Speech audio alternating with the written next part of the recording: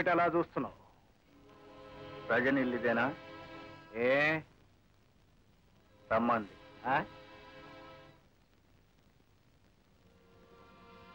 కమా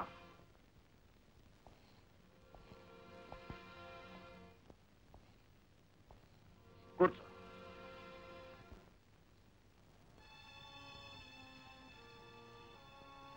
రజనీ,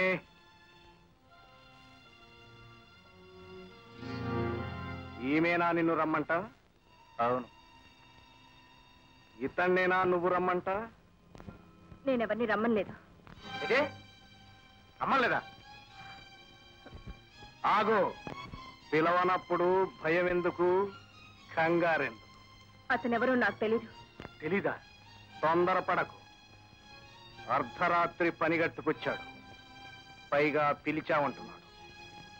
ఎప్పుడు కలుసుకున్నారో, ఎక్కడ కలుసుకున్నారో, నువ్వేం చెప్పావో దానికి అతనేం చెప్పాడో ఒక్కసారి గుర్తుకు తెచ్చుకో. అతను నేను ఎప్పుడు ఎక్కడ చూడలేదు, ఏమీ మాట్లాడలేదు. అతనెవరో నాకు తెలీదు తెలీదు తెలీదు అంతే. ఆగు. తెలియదంటోంది, వినపట్టం లేదా? అర్ధరాత్రి ఎవరు తెలియని వాళ్ళింటికి రావడం, తలుపు కొట్టడం చాలా తప్పు. పైగా తెలియదు అంటున్న ఆడపిల్ల తెలుసు అని బెదిరించడం ఇంకా నేరం. దీనికి శిక్ష ఏమో తెలుసా? Get out.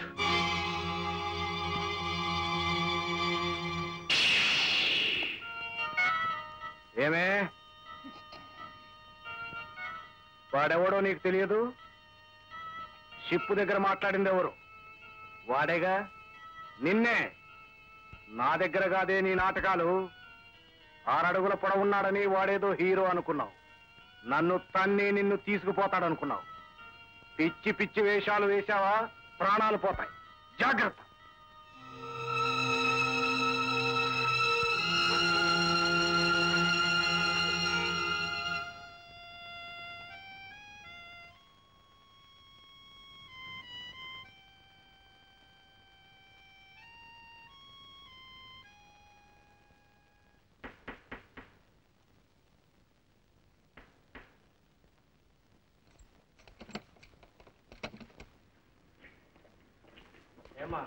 ఈ టేప్ రికార్డు ఇచ్చింది ఏమైనా? అవునండి. అవునండి, నేనే ఇచ్చాను. ఏమండి? ఇది మీకు ఎక్కడిది? మా అబ్బాయి ఇచ్చాడు. ఎక్కడ పని చేస్తున్నాడు? ఓడ నడుస్తాడండి. ఇంతేనా, ఇలాంటివి ఇంకేమైనా ఉన్నాయా? ఉన్నాయండి. ఇల్లంతా సోదా చేయండి. మీ అబ్బాయిని పిలవండి. రాజు, రాజు. ఏమిటి? ఏం జరిగింది? ఇది నీకు ఎక్కడిది? మా వాడు ఇచ్చారు సార్. ఏమండి, ఇది తీసుకోకూడదా అండి? ఇలాంటివి స్మగుల్ గూడ్స్ అమ్మా. ఇదంతా విదేశాల నుండి దొంగతనంగా దిగుమతి చేస్తున్న వస్తువులు. ఈ వ్యాపారంతో మీ అబ్బాయికి సంబంధం ఉందని మాకు రిపోర్ట్లు వచ్చాయి. లేదండి, మా వాడు అలాంటి వాడు కాదండి. నాకేం తెలియదు సార్. లేదండి, ఇవన్నీ షిప్ ఓనర్ ఇచ్చాడు. నువ్వు చూసావా? చూశానండి. నువ్వు షిప్పుల్లో పనిచేస్తున్నావా? చేస్తున్నానండి. ఇతరులు కూడా సోదా చేయండి. చేసుకోండి, మా ఇంట్లో అండి. నిజంగా నాకేం సంబంధం లేదు సార్. ఇదంతా స్టేషన్ లో తెలుసుకుందాం. మీ ఇద్దరు స్టేషన్కి రండి. రండి. రాజు,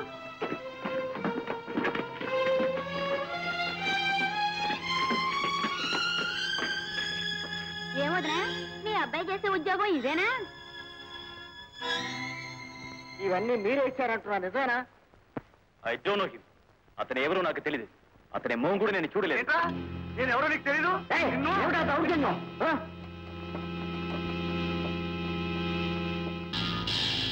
ఒకసారి అయిపోయింది, రెండోసారి అయిపోయింది, ఇప్పుడు వాడు రావడం మూడోసారి.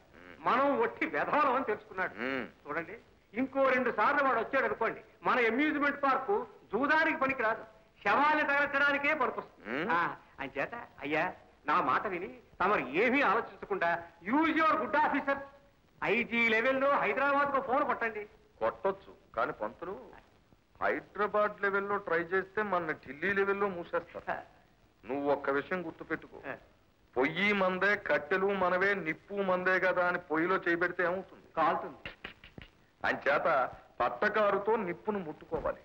చూద్దాం పట్టకారు దొరక్కపోతుందా.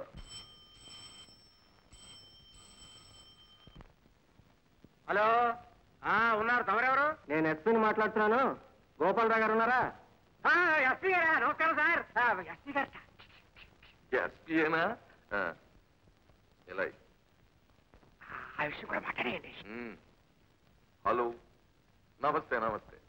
నేను నిన్న హైదరాబాద్ వెళ్ళానండి, సీఎంతో పనుండి. అయ్యా ఎవరో వచ్చారండి. ఈ ధర్మరాజు గారు ఎవడయ్యా? వాడు కళ్ళ మీద మీసాలు పెంచుతాడేమిటి? వాడి గెటప్ అయినా మార్చుకోమను, పేరైనా మార్చుకోమను. అయినా ఇక్కడికి ఎందుకు వచ్చాడు? అంటే నిన్న ఆ పిల్ల డాన్స్ చేసింది కదండి, డబ్బు కోసం. ఇక్కడికి రావాలా?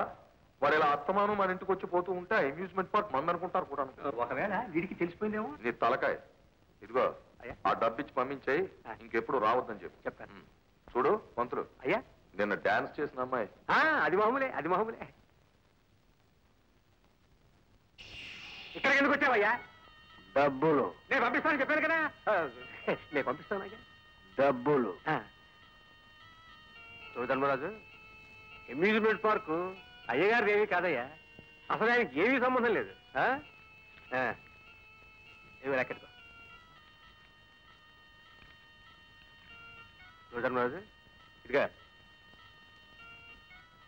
నిన్న ఆ పిల్ల డాన్స్ చేసింది చూడు. ఎవరు? రజని.